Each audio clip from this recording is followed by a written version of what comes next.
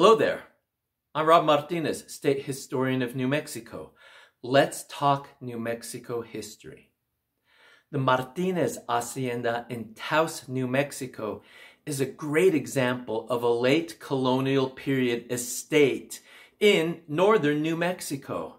It's a fantastic structure that tells us a lot about life on the frontier in northern New Spain in the early to mid 1800s. It was the home of the Martinez family. Let's talk a little bit about them. The Martinez family have roots in Zacatecas, Mexico. Originally, the family was Martin Serrano. We're not really Martinez people. We're Martin, not Martin from England, Martin from Spain. Hernan Martin Serrano from Zacatecas came with Juan de Oñate. He was the sargento of the expedition of 1598. Out of the gate, the family were mestizo. His two sons, Hernan and Luis, were part Native American. They were the first New Mexicans, along with their cousins and friends who were also part Native American and part Spanish. So this is the beginning of New Mexican Hispanic culture, the Martin Serrano. Through the century, the surname becomes Martin. Some people keep the Serrano name, but it's Martin. Martin Serrano just means Martin of the mountains. So Martin in the 1700s, and then by the 1800s, we become Martinez. Some people think the great priest of Taos, Padre Martinez, changed the name when he came back from Mexico in the early 1820s. But I like the story that there were so many Martin people in northern New Mexico that the plural of Martin in Spanish is Martinez.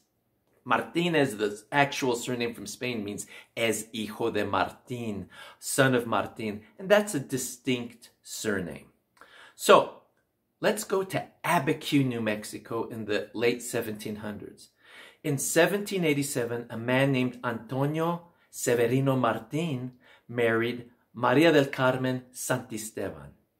They had a family there. The first son was born there, Antonio Jose Martin, in 1793. He becomes the famous priest of Taos. And then later on, around 1797, Maria Estefania Martin is born at Abiquiu to the couple. She's my ancestor on my mom's side.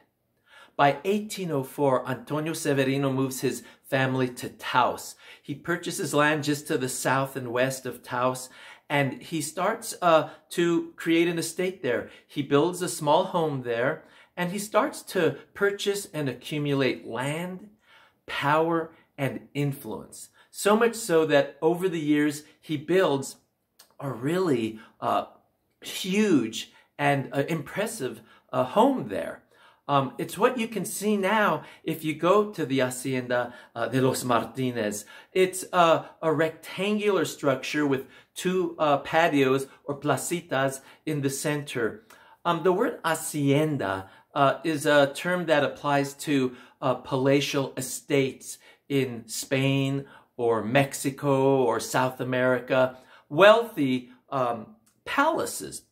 But if you go to the Martinez Hacienda, you'll see that it's anything but palatial. It's more functional. It's a frontier fortress.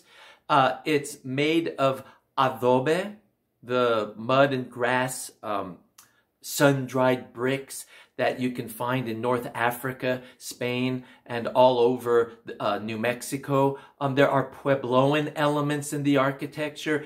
It was functional for living, for surviving, and for thriving. It's a multifaceted structure. There are rooms to sleep in, rooms to entertain in. There's a small chapel. There's rooms for weaving, a blacksmith, a kitchen, of course. And the central placitas were for entertaining and enjoying the beautiful weather of Taos, but they are also for protection.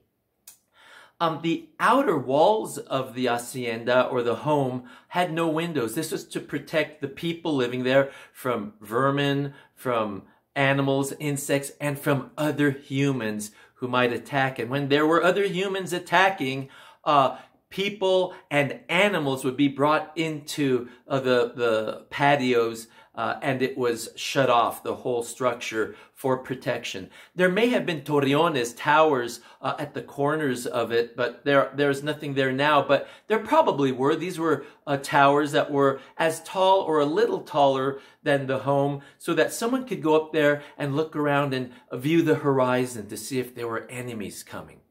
So it's an amazing building that the Martin family established starting around 1804, and it grew to be a beautiful example of a frontier hacienda, a frontier home.